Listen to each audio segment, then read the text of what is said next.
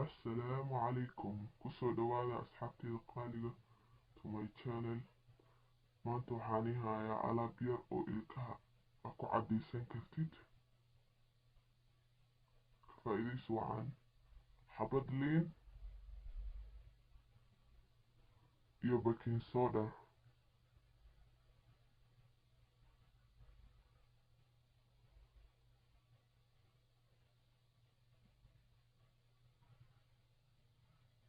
labadaasaan isku dardaraynaa. Kabacdeen waa la isku qasaa insha Allah. Qaado haafkeeda isticmaal.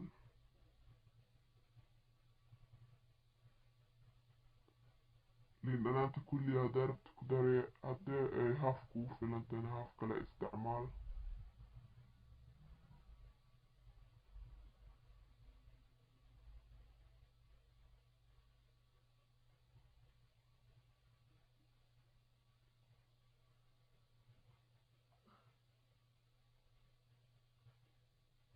intaas enough waaye.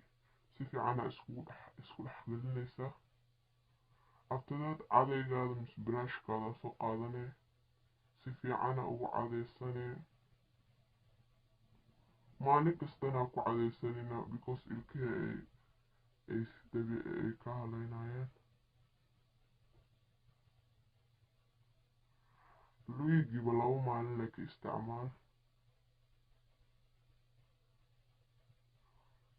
hadaad ka heli doontid ilkaha cad ay kaaga dhigay. waa alaab cajiib ah.